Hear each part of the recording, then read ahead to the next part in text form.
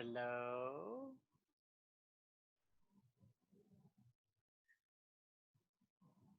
Hello, hello.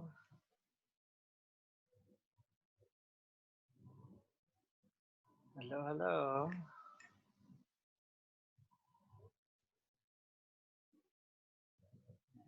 I am late for my own meeting. Oh, crazy. I am opening it up. Da, da, da, da. Okay, let me get acquainted with my screen here. What's happening? Where did all the pictures of everybody go? Oh, I need to start my video. That would help. Where's my video? Start my video. There it is. Hello. Hey, Matt. Hello. That's what happens. I was like, oh, I've got 20 minutes. So I started typing a blog essay and I got into flow state, which I normally do writing, and I just disappeared. That happens. To my little world. Sure. And then I'm like, wait a second, everybody's waiting. Hello, Arzu. Hi, how are you? Nice to see Good. you again. Very good to see you. Yeah. And y'all is somewhere there as well. Oh, Hello. dark. It's very dark. Hello. Oh. So we have Arzu and Unyal in Turkey. Yep. Merhabalar. Merhabalar. Merhaba. Nasılsınız? İyiyiz Mert. İyiyiz. I am so sad. Well, the whole world is sad for many reasons, of course. But I'm particularly suffering because it doesn't look like I'll be able to come in June to Turkey. So. Well, let's hope that you can make it in September. I'm very hopeful. I am maintaining hope that things will change. I do anticipate the world is going to look different in a few months. Don't know how, but I also am very rationally optimistic for humanity. We have a way of bouncing back and adapting and creating new things, new ways of doing stuff. And so I imagine we will find ways to be with each other again. So, yeah. Sure, that's the case. So we have Alex in Oregon as well, not too far away, hour away from me. Yeah. We have Jamie up in Portland area, 45 minutes north. Hello, Jamie. I heard very nice things about you. Same. Maybe one of these days I can come visit y'all in Turkey again. Yeah. So I have a little presentation to give to talk a little bit about one aspect of well-being that this ties in nicely to some things that I have been studying in school. So it also helps me to process these things, to share them with you. They may be. Matt, Yes. about your school, I did my MSc in your university. You did? So, yeah, so I happen to be walking about the campus. Oh, wow. Back in, well, ages ago. Okay. Oh, nice. Well, I visited there twice now. Even though I'm an online student, I visited twice just so that I could feel like I was a real student, you know. So it's kind of nice to show up. I got my little ID tag and I walked around the campus and I just pretended for a little bit I was actually going to school there. So it's nice. I enjoy school very much. When I was in university, when I was younger, I loved it. Nearly every class I took, I was like, oh, this is interesting. I want to study more of this. So I could have easily become one of those professional students who just moved from degree to degree. But fortunately, real life moved me out to actually have to try to earn a living. And but I returned. So maybe I'll get lost in university again later life. So so there's just 5 of us here. So it's a smaller conversation, which I like. It's very nice. You can, if you want, mute your mic if you want to. It just makes it a little bit easier, just in case you have background noise or if you have to cough a little bit, which I might. Allergies are really, we live in an area with really strong allergens, and it's given me a lot of trouble this spring. But anytime that you want to say something, just unmute, and I'll see that you're unmuted, and I will take that as a sign that you are getting ready to say something. And or you can raise your hand like this, like we're in a classroom. Or there's a little button somewhere you could push that makes a little hand go up, a little blue hand, like you're waving. I always have a hard time finding that. I'm trying to figure it. Where is that? There's some little button somewhere where you can wave your hand. It also looks like you can vote yes or no on certain things. Yes or no, and then you can leave these little emojis, like you can thumbs up. Yeah, ours is experience thumbs up and clapping and all these different things. So it's kind of fun how they're making these interactive. But the thing is, I really want this to be, I'm just bringing up little presentations when we meet together just to kind of stimulate thoughts and ideas. But I really want the conversation to go in any direction that you would like it to. So if you, it could even be something else. It could be about swimming, exercise, whatever it might be. This is the time to do that. And also I'm going to be, you know, drawing some insight at what do people want to talk about. So yes, you know. Matt, will you be sharing the presentation later on? Yeah, I am recording it, so be aware that this will be recorded, and I'll put it on my dojo. I'll put it somewhere where you could observe it if you want to review it later.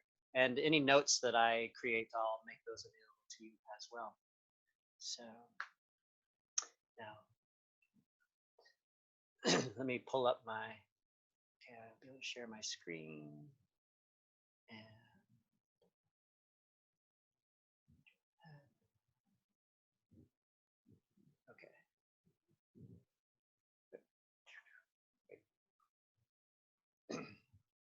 give me just a second here as I'm trying to figure out. I can't figure out how to put it in full screen. Oh, okay, I'll have to do that 2 steps here. So I'll do this, boom, and then I'll do that, boom. And now you can see my screen there. Now, if I hit F5, there we go. Ah, can you see that? See my screen okay? Okay. So we're going to talk a little bit about positive emotions for improving daily life experiences. I'm assuming as humans, we all know that positive emotions are things that we like to experience and negative emotions are things that we don't like to experience.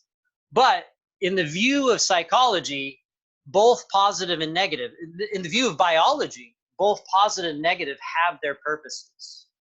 And so we don't want to view it like positive emotions, those are the only things that we want, and negative emotions are things that we don't want. They all have a role at helping keep us safe and social and building cooperation.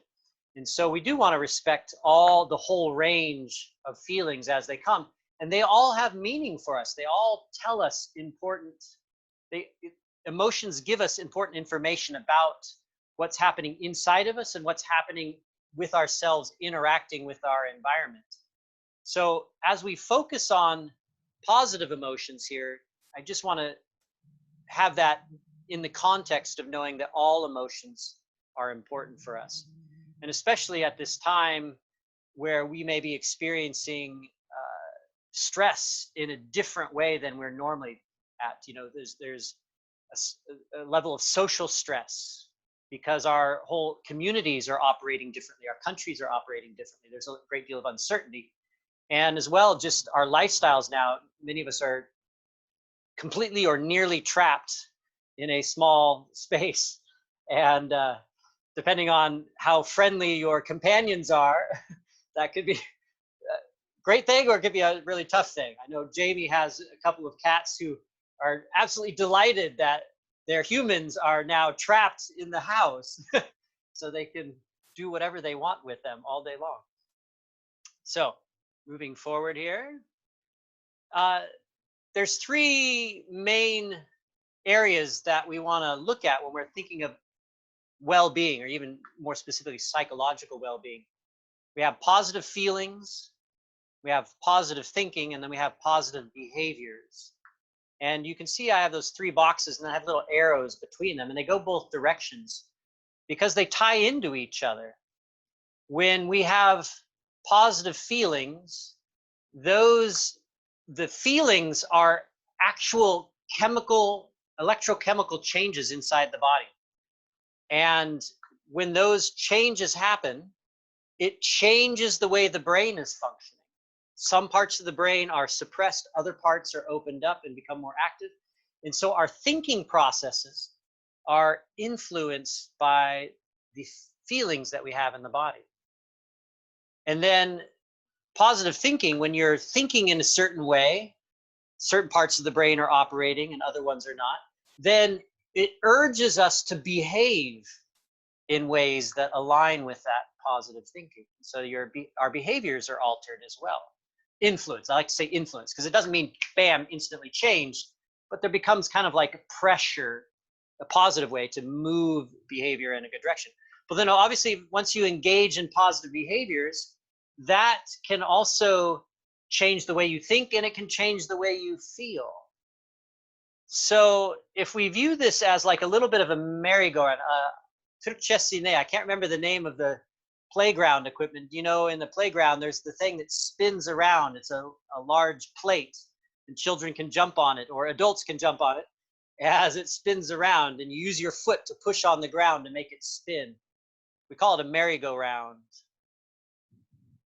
Do you know what I'm talking about in the park there? So I think of that Yeah. you can get on to that merry-go-round at any part if you can grab on, and then you can push around. So if you think of these 3 areas, feelings, thinking, and behaviors, as all parts of a system that influence each other, one of these might be easier for a person than another one is. Some people tend to be more feeling oriented. They tend to be able to tap into their feelings and influence feelings better. Other people tend to be more cognitive, and some people tend to be more behavioral. They can really just make themselves do things, kind of like self-regulation strength.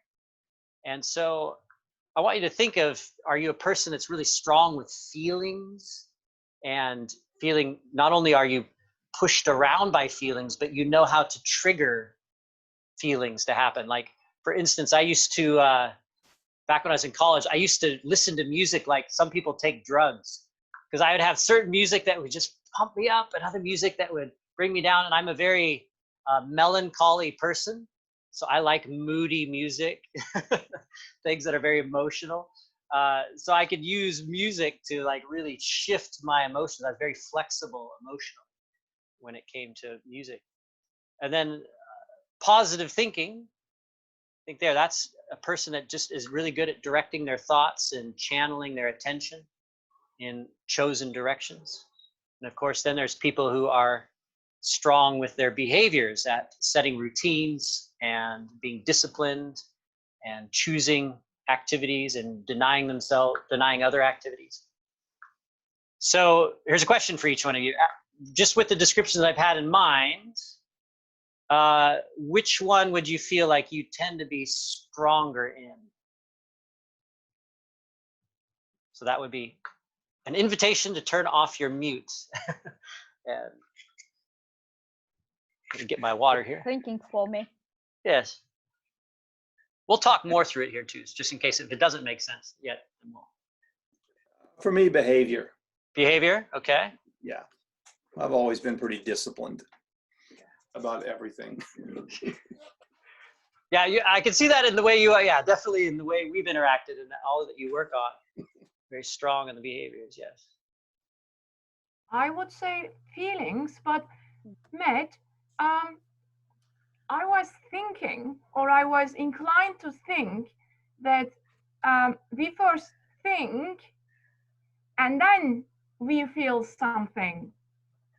So I didn't know that feelings can make thinking as well. Like Yeah. Before you become sad, you think about the situation, you evaluate it, and you think it is sad, and then you feel sad. That's what I've been reading. So I'm surprised that all of them are interconnected somehow. Yeah, that's a great observation that you saw it only in one direction. Because consider that if your body inside, you have a nerve network that goes into your internal organs. And if you eat something that doesn't agree with you, or something that maybe a little food poisoning or something, or you get ill, your internal organs start to shift. Your nervous system picks up that something isn't right. And that will send signals back into your brain that say, oh, there is a threat to the body. And your body will start to shift into a immune response or some sort of response to that. And that will then start triggering changes in the brain, which can change a change in your emotions. So just take an illness, for instance. Now that's an internal state. When I talk about feelings, it could be sensory information. But then also likewise, let's say you walk into it could be a party or a cafe or a meeting, and you only later become consciously aware that your body had a reaction to the social atmosphere. That the presence of extremely positive people, like let's say if you can recall a time when you fell in love, that you walk in and you're like, but your body responded, your body had a reaction through sensory information before your conscious mind was ever really participating in the sensations that your body experienced. Then the other extreme, I'm sure we've all had, where you walk into a room or somebody walks into the room that you have an antagonistic relationship with, some hostility, or you feel unsafe with this person. But again, even before you've consciously been aware, your body has detected somebody there, and there's programs deep in the subconscious that know that person represents some sort of a threat. Your body has already started to mobilize, and only later do you consciously start to assess, why do I feel stressed right now? Why do I feel anxious? Oh, that person is here. Does that make sense a little bit? Yeah, great. Thank you. Eyvallah. Yeah, so they can move in both directions. But think of it, our nervous system is deeply wired to keep us safe. So the response towards threats tends to be stronger than our response towards positive things. I mean, it's the classic human walking through the savannah in Africa, and there's a rustling in the tall grass, and like, hey, is it my friends coming to surprise me for a birthday, or is it a lion? Well, assuming it's a lion is safer than assuming it's your friends trying to surprise you. So yeah, thank you. Now, Jamie, did you have a vote on that one? I would have to say probably more lean on the positive behaviors. So I adjust my behaviors, I see immediate adjustment to feelings and thinking. Yeah. Okay. Yeah. I think later in life I've developed the thinking part, but I've learned earlier in life tapping into behaviors can help me emotionally. So I think of particularly in the more negative times of my life where I've had hard social situations, going out for a vigorous exercise is a primary way of taking care of some of those chemicals in the body and those emotions. Yeah, I think a good way to adjust that is when you're feeling awful, what do you go to alleviate that? Is that to sit in a room and think about it? Is it to use like music like Matt to invoke that feeling? Or is it physical exercise or movement in your body or routine and pattern that you choose to do to shift yourself into a more positive mindset? Yeah. Now, what we're going to get into next here is we're going to look at particularly at the emotional side, at dealing with that. Because in psychology, there does seem to be a trend of noticing that if you can trigger positive emotions, or if you can deal with negative emotions, either you can reduce negative emotions or you can increase positive emotions, this makes it much easier to think in positive ways and to behave in positive ways. so if we can work on emotions, it does make it easier to do the others.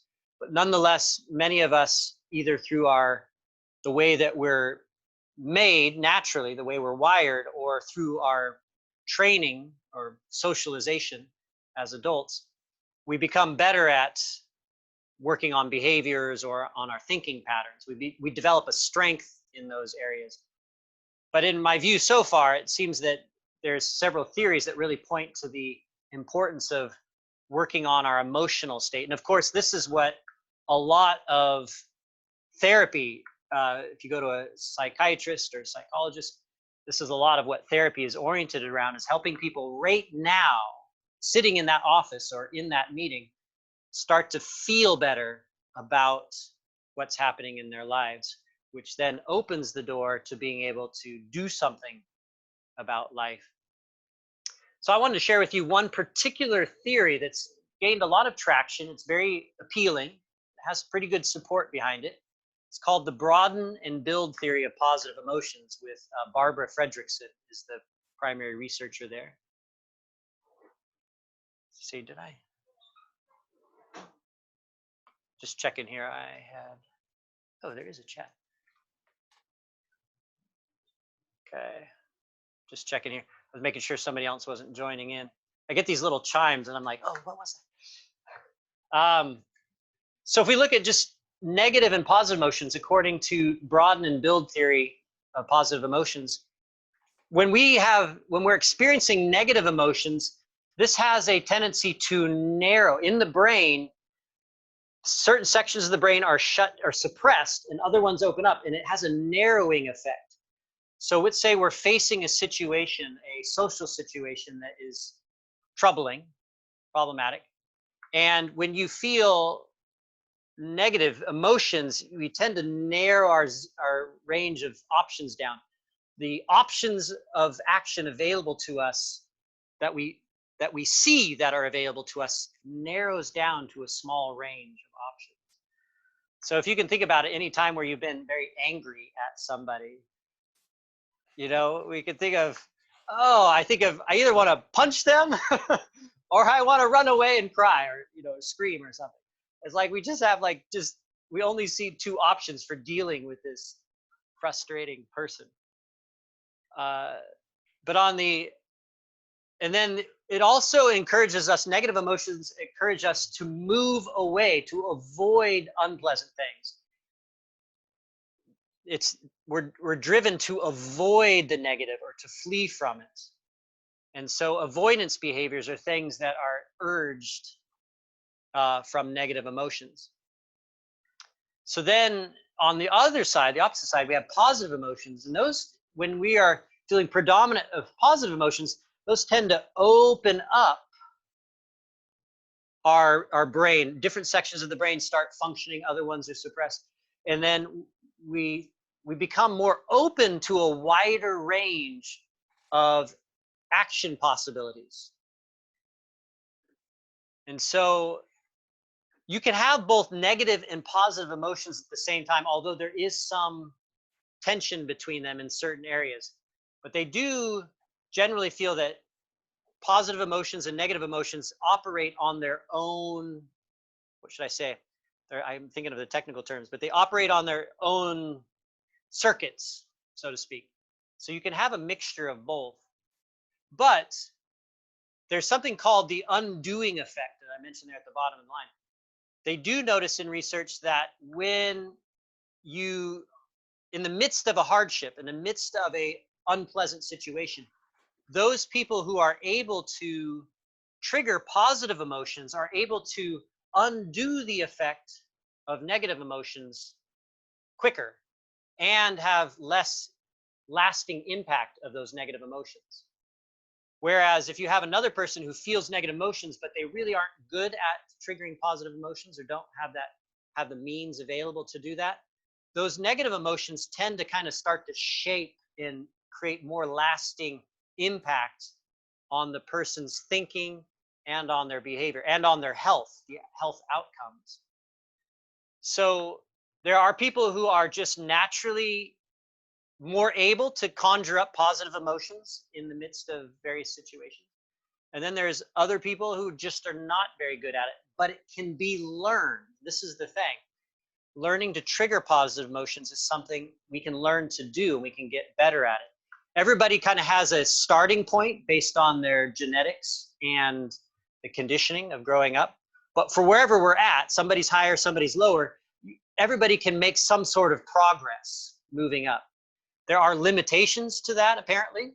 We can't just be a person who was born down here and end up, this ultimate optimist, but we can make progress in the way that has meaningful impact on our physical and our psychological health. So I am aware that Alex is a psychologist and has some experience in the background. So Alex, jump in at any time. And I think I'm unmuted now. Yeah, you're unmuted. But one of the things that did occur to me was that in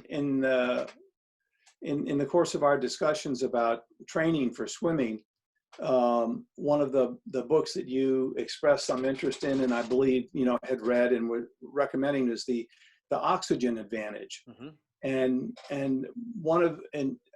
After reading that, I also watched a number of lectures by the author Patrick McEwen. And in terms of this conversation, one of the interesting things that he pointed out was the degree to which certain sort of neural pathways are activated or inactivated depending on how you breathe. Yes. So the very act of mouth breathing, for instance, there are lots of good investigations, showing clearly that mouth breathing actually increases cortisol levels. Mm-hmm. Now, if your cortisol levels are high, you're just going to be more irritable. Cortisol just does that. It's a flight or fight precursor, and it makes you edgy. and it makes it harder for you to relax and feel comfortable. And you do need cortisol. It's one of those hormonal things. It's like you don't want it eliminated from your body, but when it goes above a certain level. So I thought it was interesting just in terms of my own kind of personal situation, thinking about, well, I mean, one way to put yourself in a position to be more receptive to positive thoughts, positive emotions, feelings, etc., is to be mindful about the way you breathe. And yes, that means breathing through your nose, and it means breathing calmly, not rapidly. Yes. And so anyway, that's just a thought that one, because the thing that occurs to me immediately here is, well, that's great. How in fact do you go up that ladder? Yeah. Of creating particularly if you weren't fortunate enough to be born with a sort of Pollyannish personality, and you tend to look a tad on the dark side. Well, going back there, we could put breathing under the behavior category. Right. And according to several of those of the breathing specialists that I've looked at, they estimate something like 80% of people are walking around normally breathing in their upper chest and of course breathing through the mouth. And they're either as a response or now tying and feeding into this higher stress level, this slight mobilized state, which is what you're talking about. The cortisol levels are just being kind of like dripping into the system. Maybe not a rush like a hose, but they're dripping. Right. That cortisol is keeping the heart rate slightly elevated. Elevated. The endocrine system is responding to that. The digestive system is then hindered slightly. So there's another vein of study that ties in. It's called the polyvagal theory by Stephen Porges. Mm-hmm. Porges. And polyvagal theory talks about, it kind of ties in the biology, the neurology, and the psychology and sociology of what's happening. Our body is interfacing with our brain and body are interfacing, and we're interfacing with our social environment, and even things like breathing, And humming. Humming. Have you seen there's some good evidence that, again, I think, Vedic practitioners discovered this several thousand years ago, that humming is a calming activity. And now they can actually relate it to the level of stimulation in that big vagus nerve that has so much to do with your body function and even hormonal regulation throughout the body. And Yes. so, I mean, as much as people kind of like, you know, in our culture to make fun of oming, you know, that there's some good biological evidence that that's actually a very healthy practice. Yeah.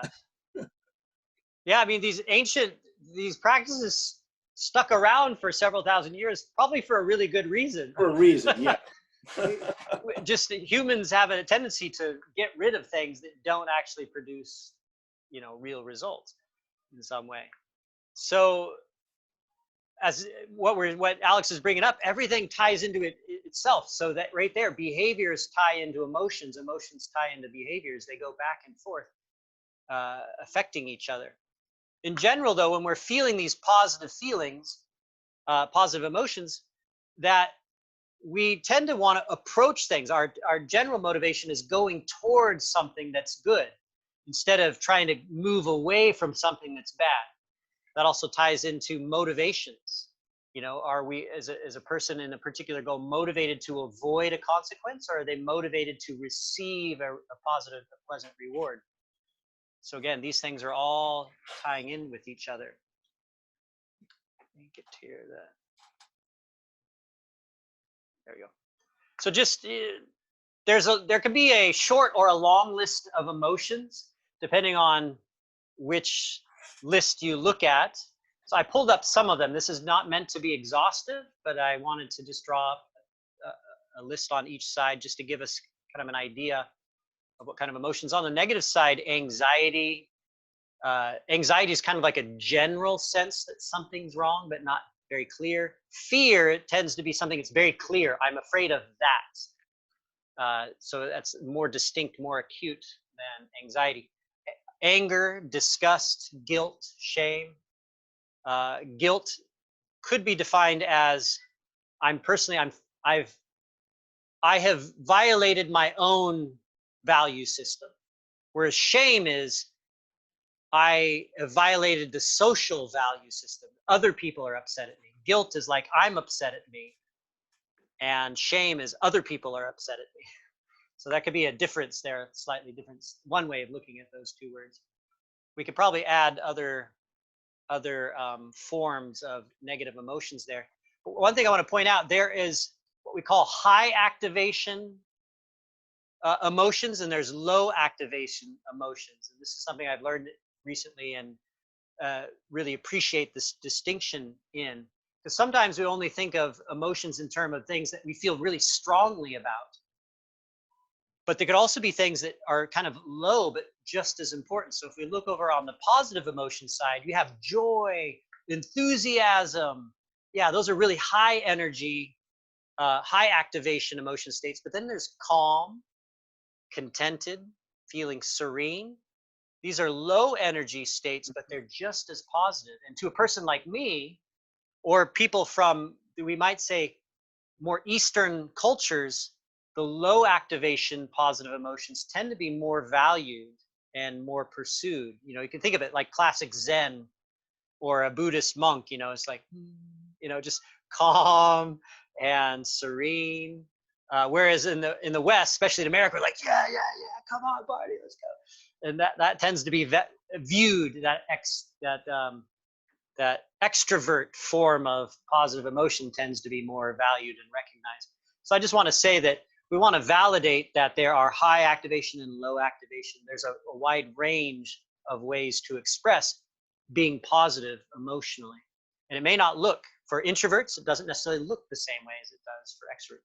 Who here is an introvert? I'm raising my hand.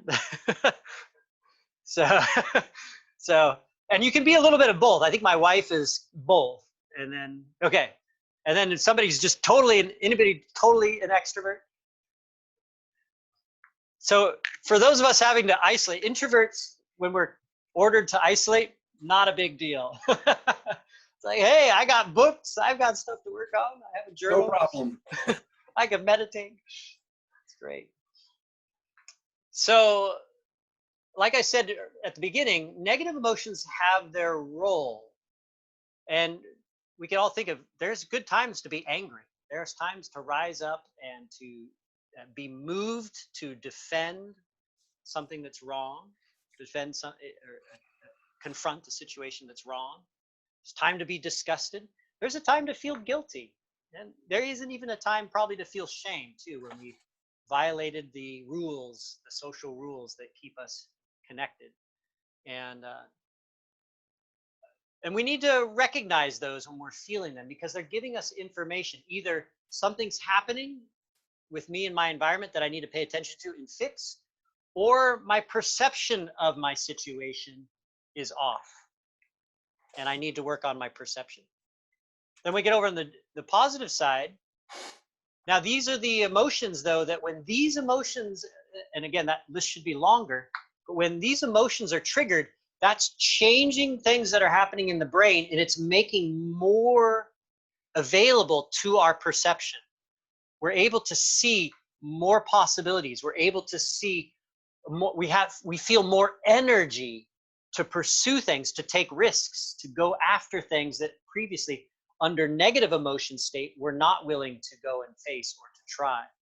So I'm a business person, an entrepreneur, and I have to deal with this all the time, because constantly I'm having to take risks. I'm having to plan things without certainty that they're going to work. And when I'm in a negative state, when I've got those clouds over me, it is really hard for me to make plans and to write things and to have conversations with people that have the energy behind them that makes people want to work with me. So I'm aware of that when I'm under that cloud, I'm going to actually injure my ability to move forward in business. So I have to work at cultivating positive side and wait for the storm cloud to pass and then get into the more positive state. So then I can get back to work, having the conversation or writing the blog article or doing things, because I know that the energy is going to be there. And it's like, I'm aware that people notice when I'm speaking. If I'm down, I can't fake it. I can't fake the impact that it's going to have on the social environment. So as I bring that up, why don't some of you reflect on that? When have you experienced operating under the emotional cloud and the effect that it had on you socially or personally in your own productivity, or an opportunity or an experience you had when you were operating under a very clear positive atmosphere and you could feel the benefit that that was bringing to you? And let's give you an opportunity to share an example.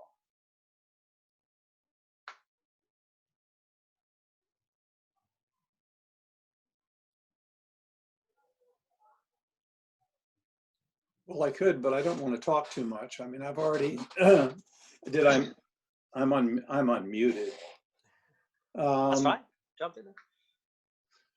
You know, I mean, one real salient example for me, there weren't that many in my professional life, but you know, when I was working in the schools immediately after a school shooting in which a number of students were killed,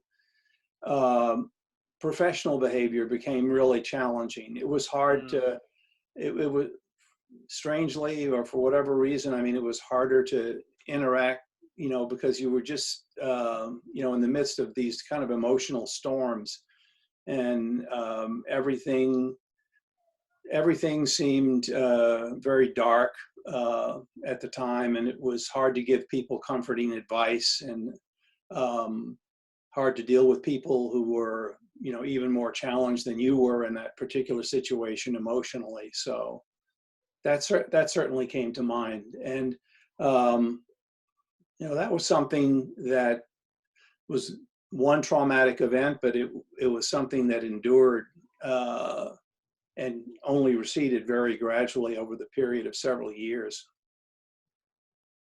Wow.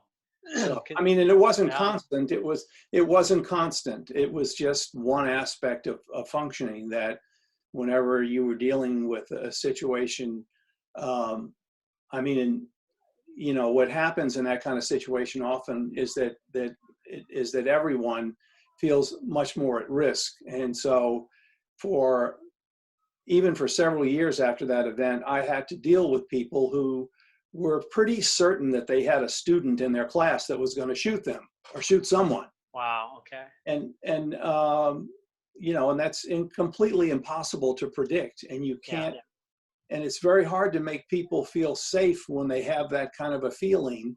And yet there isn't anything you can do about it. No. You can't remove a student from school because someone thinks they might shoot somebody. No. Anyway, that's sort of a dark example. It is, but that talks to a form of post-traumatic stress syndrome where there was an acute trauma to a community, but it was also connected with the realistic possibility that the threat was still there, ongoing, because you just didn't know. Right. So that kind of a situation is like what soldiers face as well, and that you just can't tell when they're safe and when they're not safe anymore, and it becomes very confusing to self-regulate emotionally. It's really hard on people because, they're for every individual, whether it's a student or someone else that actually engages in a behavior like that, there are literally thousands of people that exhibit the same behaviors that preceded, but don't do it. Yes. So you just don't know. On a parallel note, I was asking my friend, I was called my friend in Izmir in Turkey the other day, and I asked him his observation. He does work at a hospital there in Izmir, Ege University Hospital, as a radiation physicist. And I was asking him his observation. Since I'd lived in Turkey, I wondered, are the people in Turkey in general under this new hardship, are they having a harder time with the stress because it's new, or in a way because in Turkish society there's already chronically in Turkish people live with this level of uncertainty economically and politically, and it's already so generally disappointing and frustrating that society, not just in like the last 10 years, but we're talking like 30, 40 years of just general social stress, that this new thing comes, we're like, we're Turks, we can handle this. What would you say, Arzu? Would you say that, I mean, you don't have another country to compare to, you're not being in another place, but would your own assessment of Turkish people be like, yeah, this is tough, but we're already used to dealing with uncertainty? So would you say there's a little bit of resilience? This is different. This is different. This is really different, I guess. And now all people that we don't see any hope anymore. It's very dark here. Mm-hmm. I don't feel good. Mm-hmm. Yeah, that's all. I definitely felt, being there with my friends, being with you, that there was a general pessimism. There was a general disappointment. Things are not going to get better politically, culturally, economically.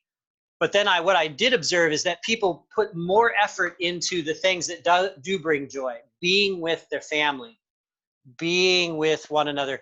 I mean, let's go out and have a picnic in the forest. Let's go to the beach. Let's just live right now and enjoy each other, enjoy this wedding, enjoy this get together, because that's where we could find the positive. And that was the hope, that even you don't feel that everything would be okay. You just try to hold on the things, on the behaviors, on your routines, on positive joy, or that sort of things. It's not a contentment, but just trying to increase your positive emotions, let's say, to hold together. But now we lost the togetherness, I guess. Yes. I think that for the last 4 years, 5 years, we totally lost the togetherness. And then I don't know if you know, I'm living in UK. Oh, that's right. You mentioned, yeah. Okay. Yeah. That's why I left UK. Now I'm in Istanbul. I trapped here. Oh, you're trapped in But Istanbul. yeah, but it's good. I'm enjoying my life here.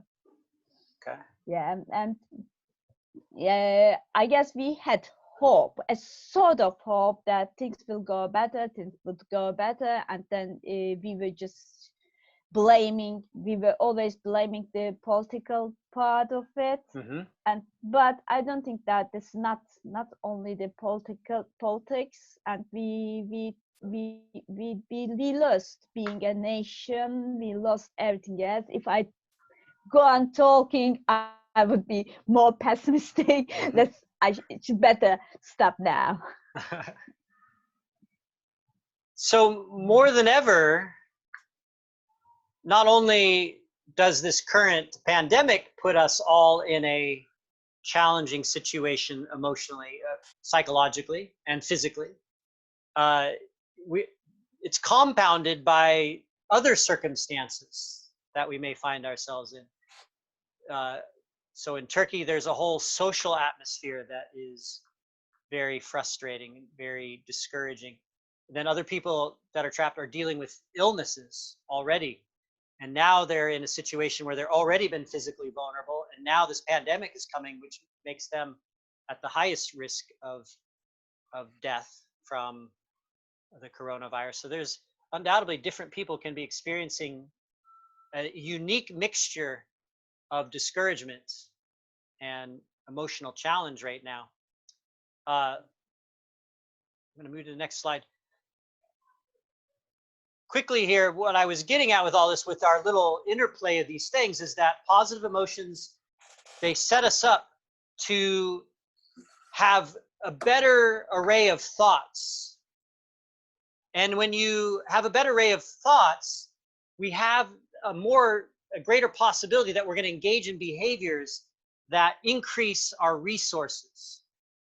And then those resources enhance our enjoyment, they enhance our survival, they enhance our sense of satisfaction in life, and they feed it. And when you're then engaged in behaviors, when you're feeling satisfaction, when you're surviving better, when you have more money in the bank accounts, when you have more friends, boy, that feeds back into having positive emotions.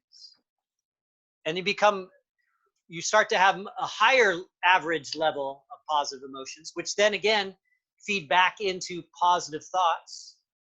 You have more curiosity, you see more options, you see more ways of solving problems. You have a bigger social network, so it's helping you solve problems better, and it just keeps moving up, so in an upward spiral. So all of us, each one of us in this conversation right now, we're sharing some circumstances, but we're also each in our own unique situation with our own unique mixture of stresses and challenges on us.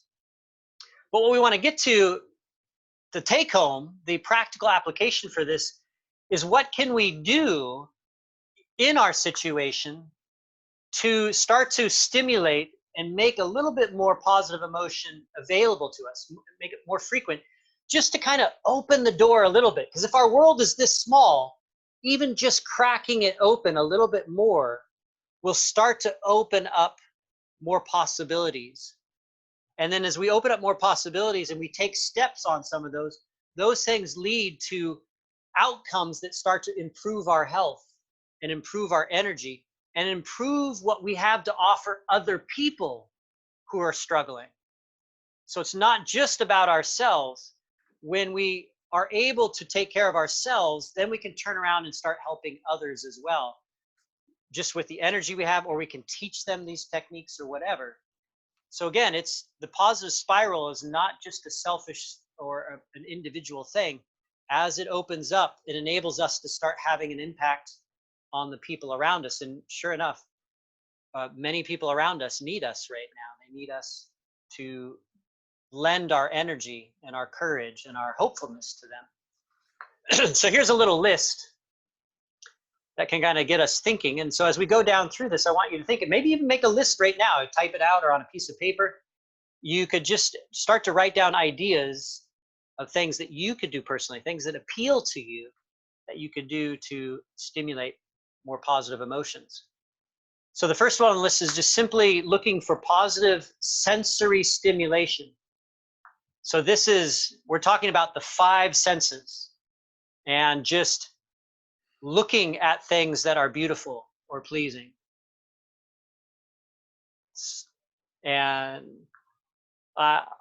in my imagination, I like to go back to swimming in Kosh in the Mediterranean Sea. so in my imagination, I'm just back. I've just jumped in and my goggles open up and I can see a few fish and I can see down 30 meters into the deep blue, and I'm just starting to stroke, and I'm seeing that blue and the different colors of turquoise. So that in my imagination. Ooh. So I'm watching your videos. I was watching your videos, and I will definitely go and watching. They were marvelous. And I remember 5 years ago we were there, and it was marvelous. yes. So think of, maybe each one of you think of something, and if you'd be willing to share, sensories: touch, taste, smell, sound. What is it?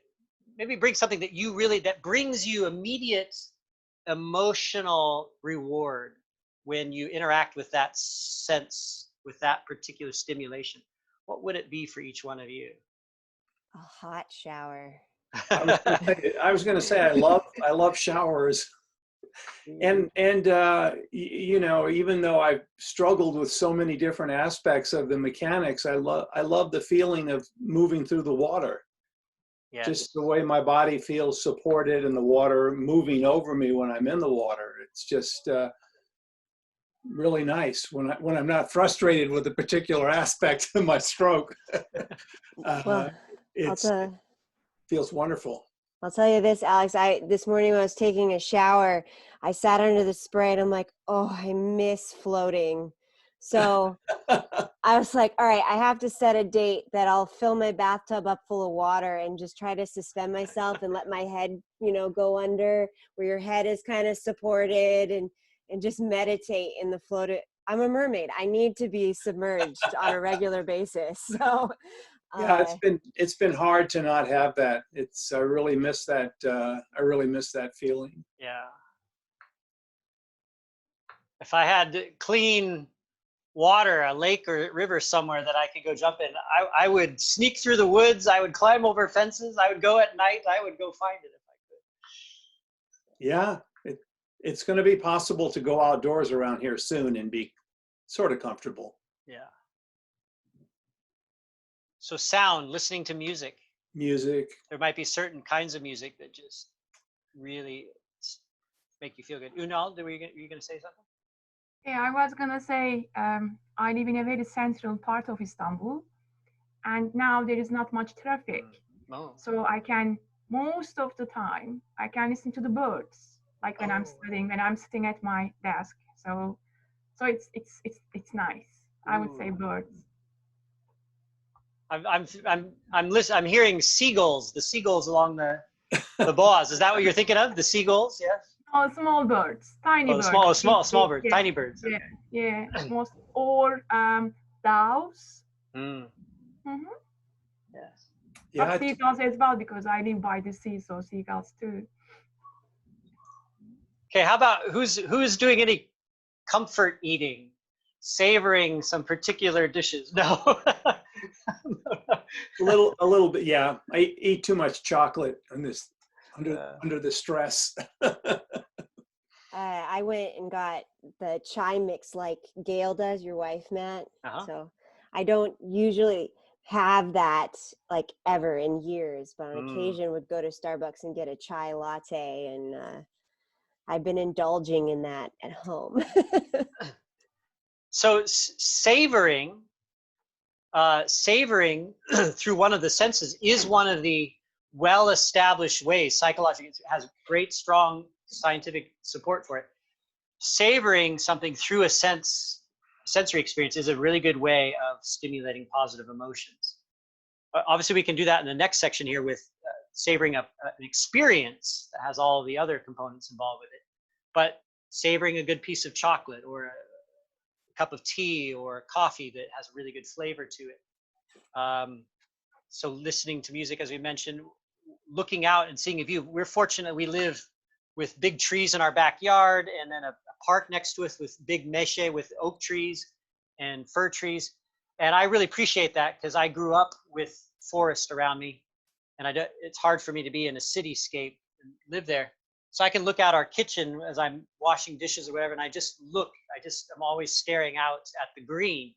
And I know that something in the human brain really likes to see, see plants and landscapes, natural landscapes. So that's very soothing. Pretty beneficial. And there's a lot of good research about time in nature and sort of how it benefits your neurochemistry.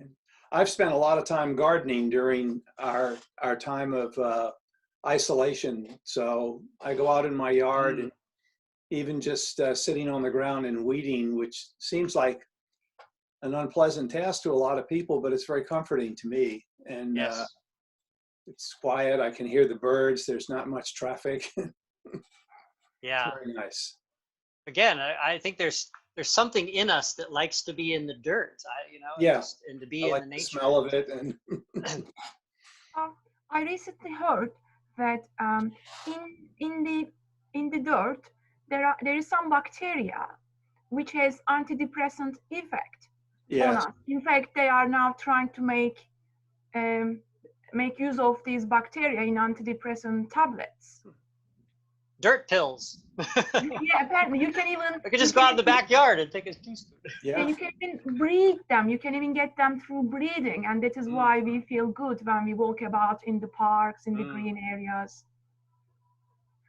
Well, even fruits and vegetables before the era of kind of modern industrial farming, we would get vitamin B from the dirt and bacteria that was on the carrots and the potatoes that you bring in from the field and things. And so, that was part of our natural digestive process, to have a little bit of clean, so to speak, clean dirt in our diets.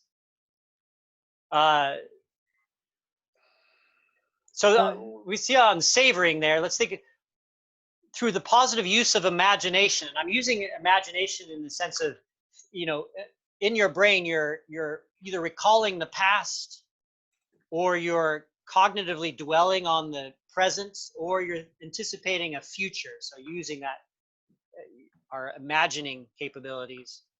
So we can recall a past experience, something that was very pleasant, like me reminiscing about swimming in the Mediterranean. That's a very, very strong, just a very spiritual, soulish place for me to be in that water. Kind of like going back to the womb or something of civilization. Expressing gratitude. So that kind of ties into the past. This, again, expressing gratitude has a very strong research background to it. That this is well proven that it has a significant effect when we either privately, maybe just have a gratitude journal, just having a habit every day of saying, I'm going to write down 3 things today that were good, that were favorable for me, that brought about goodness in my life. Or you writing a letter to somebody, whether you deliver it or not, just the act of writing a letter of gratitude to somebody. Right now we can't visit people, but even delivering a letter to somebody in person can then have a very strong boost of positive emotions.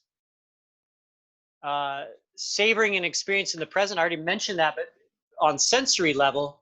But then you could just sit and again, you could dwell on just the fact that if you happen to live with somebody and you like living with that person, you could just sit there and enjoy a cup of tea and sit and just be in each other's presence and enjoy that person there. And maybe without even speaking, just observe and reflect on the things that you appreciate. Or your cats. You have a cat. Or you could do a Skype session, or like this. You could meet up with somebody on FaceTime and you could just sit there and just reminisce and reflect on how much you appreciate that friend.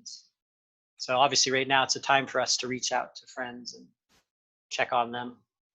And then imagining a good future. This can be challenging in some ways if we find that we're pessimistic or we have a lack of hope for some areas of our life, which I just did a self-experiment on this as part of my coursework, and it was interesting.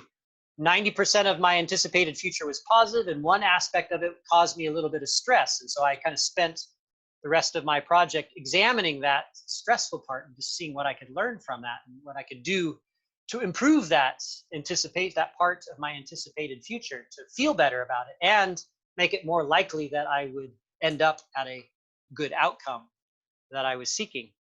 So even just dwelling on the future, on things that you're really looking forward to do, that can have a really good impact on your emotions. And of course, we've already mentioned throughout all this, having positive social interactions. I'm hoping that you're feeling good right now because we're meeting together and we're listening and we're thinking about interesting things together and we're making some new friends.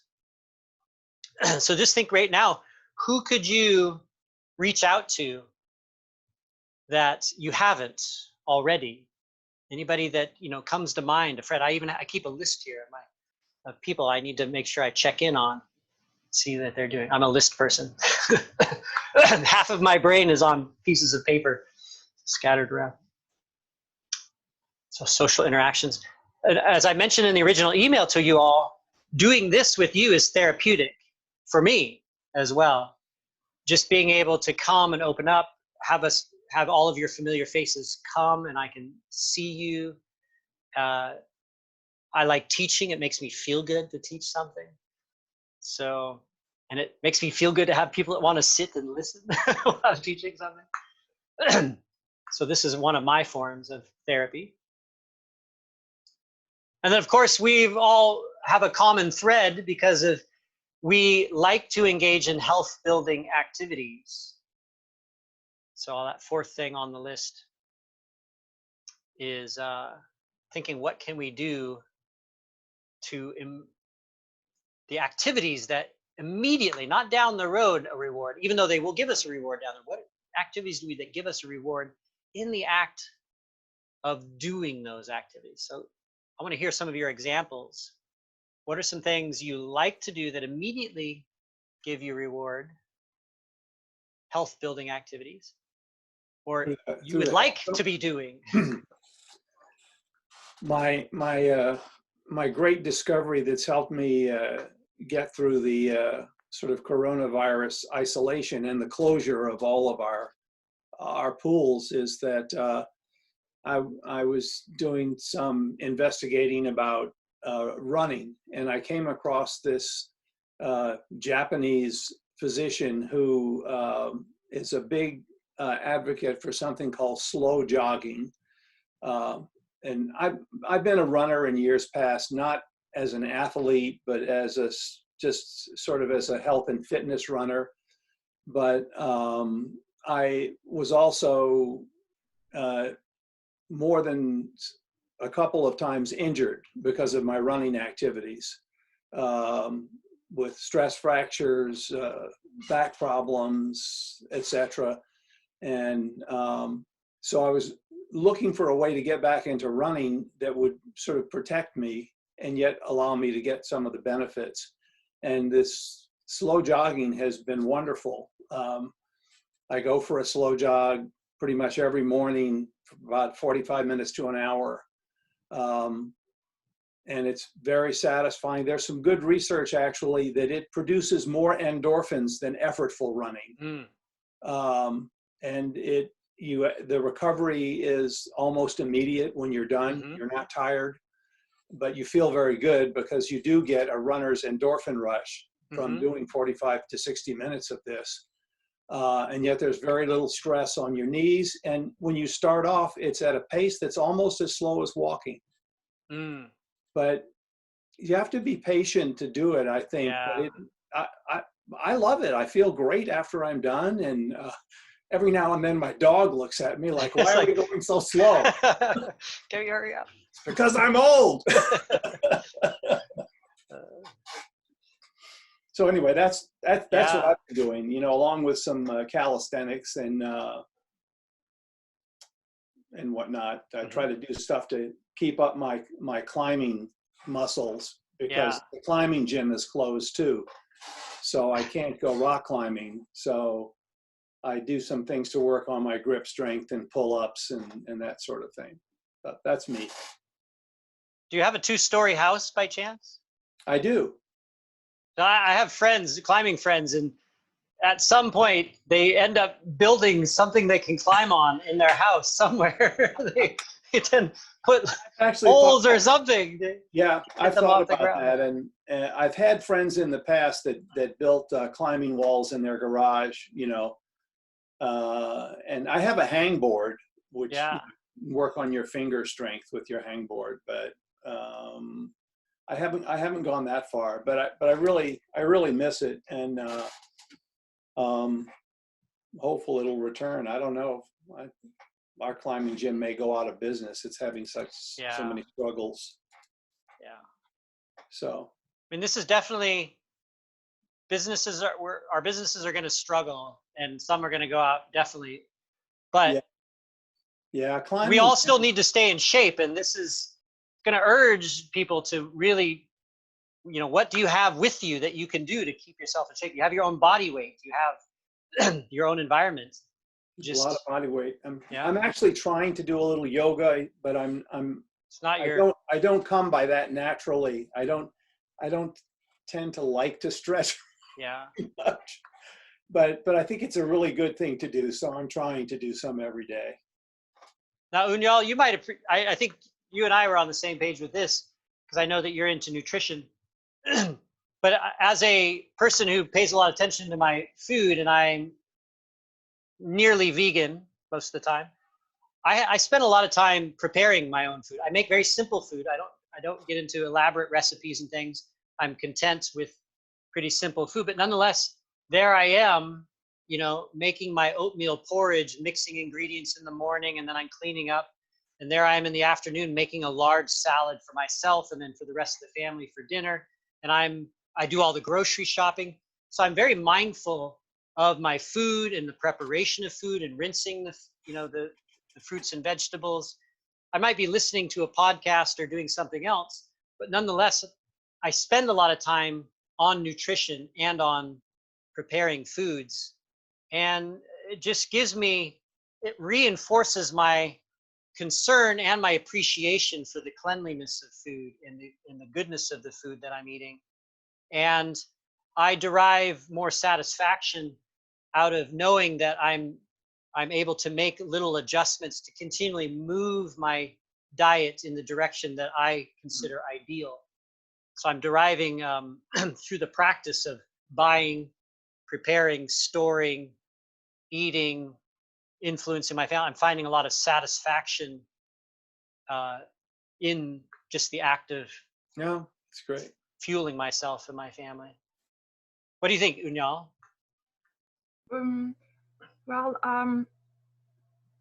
since this COVID thing started, I was eating all the time, little, but all the time. I watched a docuseries, and then the insulin was called the queen of the hormones. So I am not eating anything if 4 hours do not pass. So most of the time I feel hungry, but I was also advised to make being hungry a friend of mine. So I'm working on it, and I've also completed 3 one-day fasting, which I'm very proud of, because if I wasn't eating for 2 hours, I could be an animal. You know, I could be very, very. I wouldn't know myself. You know, it was always the food, always. So a day passed, and I forgot because I was doing yoga. And after the yoga, I did yin yoga. So I didn't even pay attention to the time. So I was, you know, it was 25 hours. So by the end of the year, if I can manage, I want to increase it to 5 days. But I don't know if I can make it or not. So I'll do it like 1 day for a month, and then 1.5 days for another month. I'll see. In terms of food, I'm not vegan. I was vegetarian for 15 years. I don't eat meat. I don't cook meat at home, but I used to eat outside, not so much. But now, because of this 4-hour issue, all the meals should be a feast. So yeah, I pay attention to what I'm gonna eat, and I cook daily now. Not that I would cook for 2 days. No, I cook daily, and I finished up. Yeah, it's nice. Yeah. Especially in Turkey where there's so much good food. Yeah. I miss mercimek. Just really good homemade mercimek. Just that's my comfort food in Turkey. Like green one or yellow one? Well, I think red lentil. Yeah, mercimek. That's just the classic, simple soup. Yeah. So. Yeah. But I can imagine in Turkey being very social, and then food, of course, is always a reason people gather around food. So we might go out into the forest for a little picnic, or and grill some food on the fire or something, or come to somebody's house and they keep pushing food on you, and it's wow. Yeah, breakfast. Breakfast lasts 2 hours. So because it's these are things that we really miss there. And again, another form of suffering there is because you can't just meet with the people that you would normally be with for some of these meals during the week. One thing I have found invaluable is structure and routine. I already knew it whenever I'd go on a vacation, like let's say my honeymoon with my spouse. The first 3 days I was going crazy because there was no structure to my day. And so quickly realized that I needed to have like 1 or 2 things built in that was set for the day. And so in isolation, we found something very similar to it. Now, if I'm not at a pool, I'm usually working from home. So I'm used to a general routine, but now my spouse is also here and working all the time. So having routine and schedule is almost essential to allow us to still remain effective and functional during our day. I've found that we're almost more busy than we were before quarantine because of that structure. And some of it's work, some of it's personal business, some of it's hobby. I get very easily distracted, so I have a very wide margin for aimlessly staring at walls. But one thing that I found essential is making sure to have like little bumps to mark the passage of time. So you might be used to working Monday through Friday, but really making sure your weekend looks different than your Monday through Friday, wherever that weekend happens for you. So like we make sure we go for 2 walks on Saturday, and on Sunday, I was like, hey, when I was a kid, my parents would always buy donuts on Sundays. So I found a gluten-free donut recipe, and every Sunday morning I make donuts, and then we take a cup. I can change how sweet they are because they're homemade and I actually enjoy them now.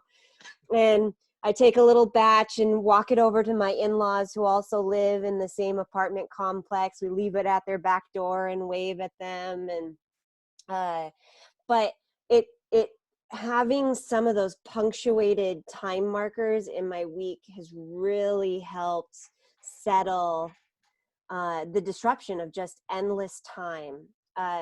There was a movie called Patch Adams with Robin Williams, and there's a scene in there where they walk into a laboratory and there's this guy in a box just screaming, and he's like, what's going on in here? And they said, well, we're trying to test the effects of not knowing what time is, the concept of time.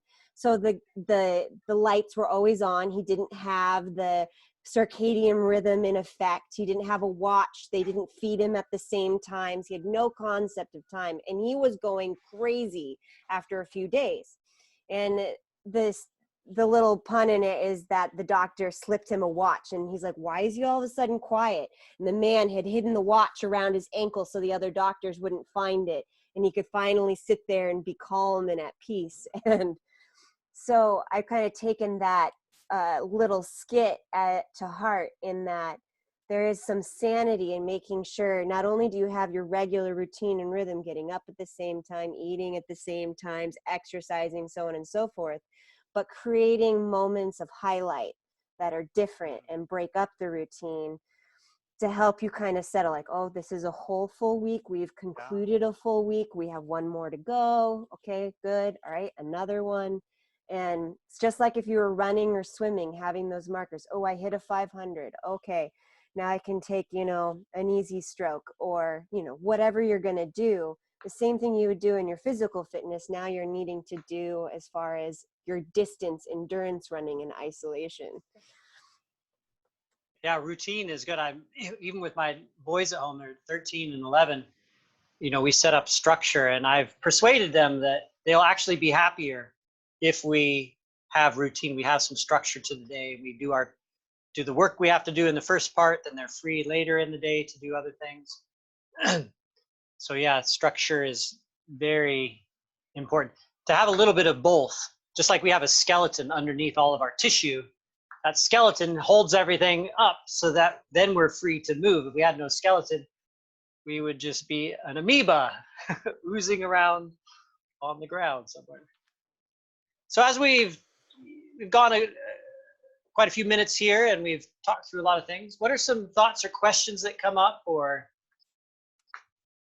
anything you want to ask about, or something that maybe you're walking away from this time thinking, hey, you know, I've got this idea that's been, I think, very valuable to me. Matt, if we're going to talk about this COVID issue and its effect on us, I listened to a podcast last night from Tim Ferriss. He made a podcast with Esther Perel, and they talk about the challenges when you're in quarantine. So I found it very useful. She did give very nice tips to people who are married, who are divorcing, who is lonely or alone or whatever. It was really nice. I liked it. So maybe you can visit Tim Ferriss. Tim Ferriss. Yeah, I'll write that down. And like Jamie mentioned, I didn't pay any attention, like, because I'm also unemployed for more than a year now. I was sometimes mixing whether it is Tuesday or Saturday, not Tuesday or Wednesday. Yeah. Could it be Tuesday or Saturday? That works. Yeah. So like Jamie said, they were also doing, for example, they were watching this 5-day amazing Mrs. Something You Have Now, you know, but at the weekend, they don't watch it. So they try to make it like 5-day workday and a weekend. So apparently they check beautiful things. I don't want to spoil it. So if you have time, you can. Yeah. It. But if you're not talking about COVID, I would like to be well prepared when I can jump into the water. So with my best shape still. So what do you do? Oh yeah, well I think this is the big question a lot of people have. What do we do so we don't end up not being able to swim when we get back in? So I am writing some blogs on this, if you've been following my blogs on Mediterra Swim. The bad news is that there's not a lot you can do on land that directly keeps your specific swimming fitness going, because the action of swimming, the muscles involved with swimming are extremely specific to the motion of swimming and working against the resistance of water in a horizontal weightless position. It is really hard to imitate that situation on land, but there are things that can support different aspects of our fitness. And let's say just metabolically, it would be good to stay active. You just keep your metabolism working, because if you've been swimming 3, 4, 5 times a week for an hour, do something else 3, 4, 5 times a week to keep your metabolism, your heart rate working, so that your body has to continually, so your metabolism knows it has to keep up its strength and skill for converting fuel into energy, processing waste products, just keeping all the pipes and the blood vessels and all the oxygen supply, keeping all of that working. So that's where Alex has taken up, slow jogging, and doing other things, whatever other activities we can do. You know, in the house, it's more challenging, but jump roping, doing body weight calisthenics. So I do a routine. I'll publish another post on this soon, where I just show my exercises, and each cycle through the exercise lasts 20 minutes. So if I only have 20 minutes, I do one cycle. If I have an hour, I do 3 cycles. And if I move through that with very little rest, my heart rate stays up. And, you know, I'm working my muscles, my upper body and my lower body. And in an hour, I've kept my heart rate up. I've worked pretty hard. I'm feeling tired. 2 days later, I'm going to feel a little sore because if I'm continually gradually increasing the challenge level. Now, I'm building strength, general strength, and this is what I'm advocating for.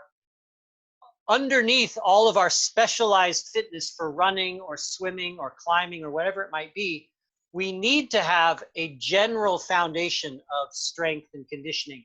Our joints need to be stable, mobile, and strong. And those support not just our sport, but those support our daily life, all of the activity. Supports carrying a baby, picking up groceries, helping somebody move furniture. If we're on the ground, it's our ability to push ourselves and get ourselves back up off the ground without having to use something. So these are essential health elements of strength for our health and our life in general. But the stronger that our foundation is, the safer that we're going to be in our specialized sport. The more activity that we can handle safely, the more training that we can handle safely. But the weaker that foundation, the more fragile we'll be in our specialized activities. Yeah. Yoga, for instance, does help. It helps in a lot of ways, but some forms of yoga can go pretty extreme and kind of take a person beyond the normal fundamental body movements and strength positions. And I've heard of abuse, you know, people abusing their own bodies through those activities. Anything can be taken to an extreme.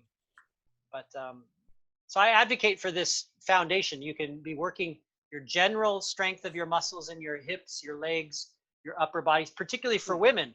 Can you do push-up? Can you do 5 push-ups? That would be a great goal for you to be able to lift your body weight off the ground in a push-up, in a horizontal pull-up, or they call a row, and a vertical pull-up, even just hanging from a bar, even just your strength. Because if you want to do a pull-up, you don't merely need strength in your shoulders. You also have to have strength in your hand and your wrist just to hold your own body weight. So even just getting up on a ledge in your balcony or somewhere and just hanging and say, I'm going to hold it. I'm going to hang here for 5 minutes or 3 minutes. Just you would be building some strength in your upper body that would support other activities. Maybe later on after 5 minutes, 3 minutes or 5 minutes, then you could work on just starting to lift your body. Are you talking about hanging your whole body weight? Because 3 minutes would be a very long. That would be a long time. I know. You find ways to start incrementally. Most people are going to fall off a bar after about 20 Yes. seconds, Matt. Okay, that was pretty extreme. If they don't do it a lot. Yes, no. When you post your blog post, would you also include some of your photos? Because I may not totally understand the description of the activity. Yeah. I'll get my son. He's into describe your routine. Yes. Yeah, please. Thank you. Okay. I'll do it outside somewhere where it looks beautiful, as if I'm exercising. All right. Yes, I've had many of the same questions from some of the clients I work with, and not all of them are at that place where they're working on their physical endurance or their strength, like distance or quantitative goals. They're new to swimming, or they're new to the pool environment, and they're seeing a recession. We already know that they're going to slide backwards because of their lack of exposure to the water. And one of the key things I've been telling them to work on first is you can work on your mental discipline, and there's any number of ways that, I mean, when I'm in the water, I always find that my mind is more my limit than my body is. My ability to stay focused in the moment, not get distracted, to hold, my stroke count or my length or whatever it is. So imposing some of those meditative, mindful practices that continue to hone in your brain, because that's one of the main things you don't want to lose once you get back in the water. Yeah. Of course, your ability to pay attention, ability to learn, ability to make brain body connections, controlling movements, anything that trains those. It's like I wrote in that blog 2 blogs ago, mastering the skill is not the point. Just challenging yourself to move, like taking up Tai Chi or something, or following a class.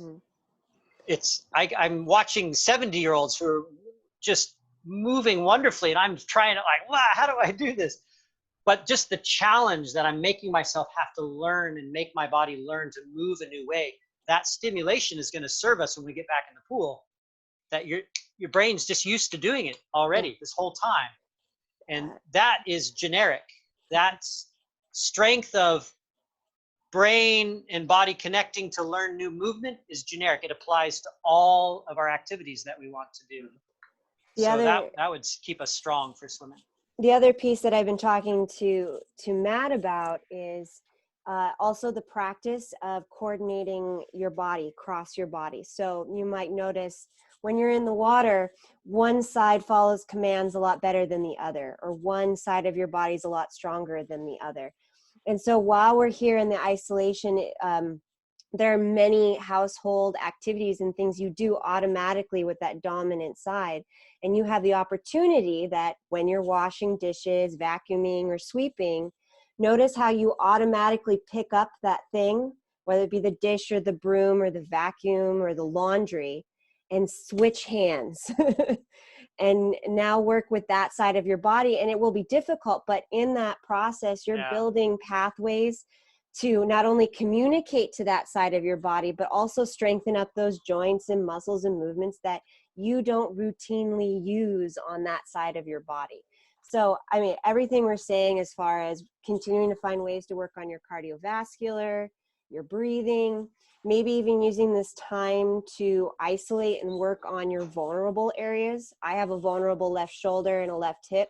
So often when I'm busy with normal life, those typical physical therapy things I forget to do, but now I have time to do them every single day. So these vulnerable places, the knees that might hurt, the ankle that's a little tough, this is a good opportunity to work on them, but also building those neural connections across your body in everyday activities will help you in the water later. Learn to start riding with your opposite hand. Yes. I was telling Matt, if you want to do fine motor skills, I know there was a really popular, I don't know if it was in Turkey or around the world, how far this reached, but they got adult coloring books. Have you heard of these? So beautiful, intricate designs. So I took my less dominant side and I wrote my name at the top of the page. And then I sat and I colored with my less dominant hand for as long as I could focus. And then when I was done, I wrote my name again at the top, and the difference was huge. So just taking a little bit of time to exercise, not only that's a fine motor skill, not a gross motor, but it's fun. It's hard. It hurt my head more than anything. You find my left hand was cramping up. Just a couple minutes.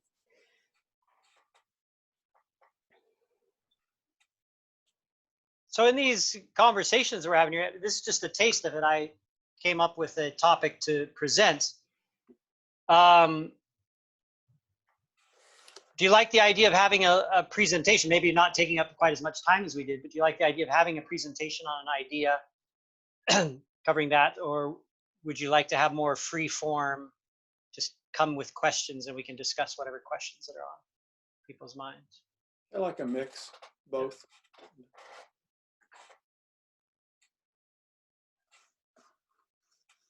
Hey, both, please. Okay.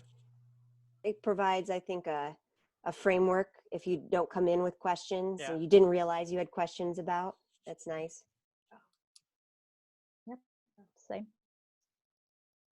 Well, I've got these, for the time zones, I'll try to do at least a couple each week where I have the opportunity to come in. I'll kind of see, I'm kind of inventing it as I go, so maybe I'll come up with a topic for that week.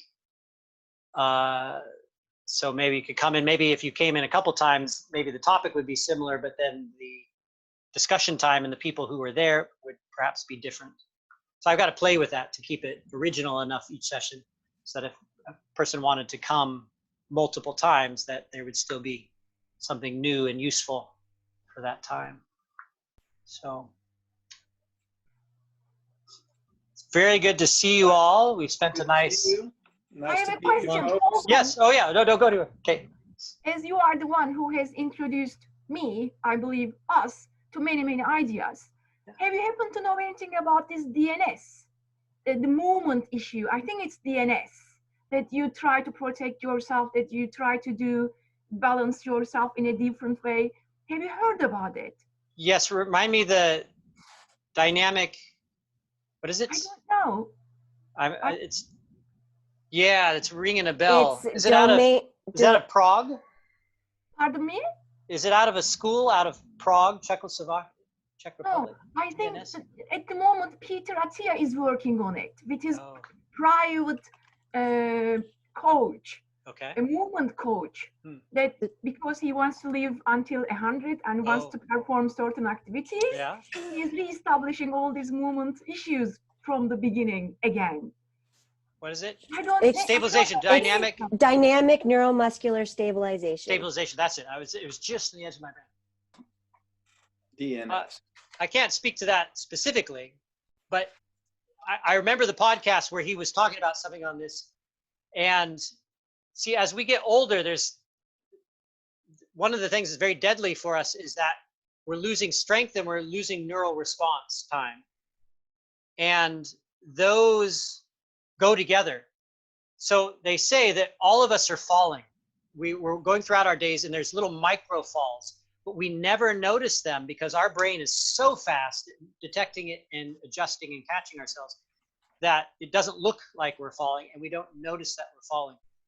But two things happen as we're getting older. We quit challenging ourselves in neuromuscular tasks. We want life to get easier. We're no longer learning a new job, learning new skills, doing sports. And so the brain plasticity is diminishing because we're not using it. So the brain signals are starting to slow down and get a little less precise. And number two, we're not working out, so our strength is less. So then what happens is, when I'm young, I fall like this and I put my hand out to stop. Well, if I only fall this far, the load on my hand is very small. But when I'm older and I fall this far, and then I try to, not only is my response slower so that I fall further, the further I've fallen, the more weight now, the more force that has come to bear on my hand, and I can't protect myself because I'm too weak. And so now it's compound danger because you're weaker neurally and weaker muscular-wise. And that's where the danger zone is. Bam, hit the ground, bust the hip. And they say that, as Peter Attia has pointed out in some of his podcasts, the broken hip is the cause of death for older people, because then they can't do the other things that protect their health in the other ways. And you so, lie in bed and then you get pneumonia, the same thing that's killing people with COVID-19.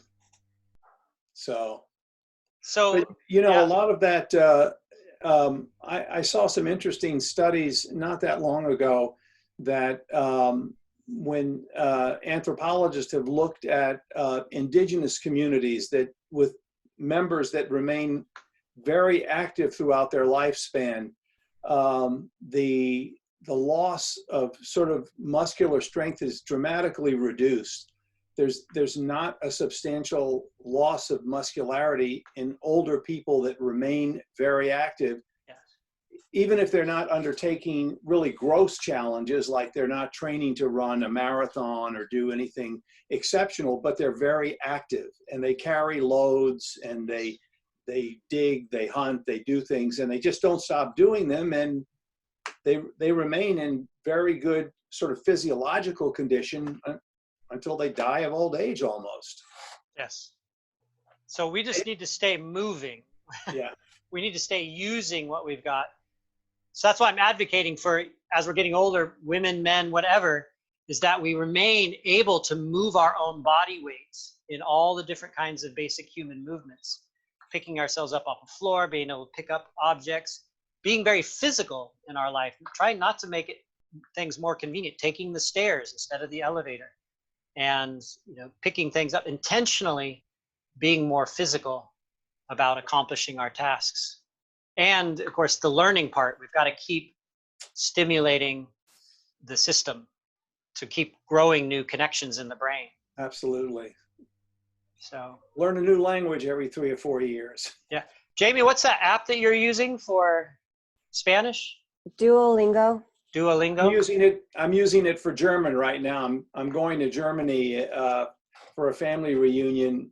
Maybe not as soon as I thought because of COVID, but so I'm working on my German. I spoke German as a child because I lived there for 4 years. Okay. Yeah, my spouse is studying Japanese. But yeah, that's really good for the brain. Yeah. It's hard, but. Yes. That's why I miss living in Turkey, because I had to work out every day, moving around, trying to. So I miss that very much. Yeah. Well, thank you for doing this, Matt. I'm gonna sign off. I enjoyed it. It was nice talking with everyone, and good to see you. Hopefully see you again sometime. I am planning on these being about an hour long. I've run longer, of course, another half an hour longer and stuff. But just to keep an eye on, I'm gonna kind of hone in my technique, how to do this, so that it's a nice bite size, makes us want to come back for more. That's sure. The goal. So it's good. All right. Love seeing you all. Bye, everyone. Hey. Thanks, Matt. Bye-bye. Hasta Good night. luego, Jimmy. It's a pleasure. Good to see you. Good to see everyone.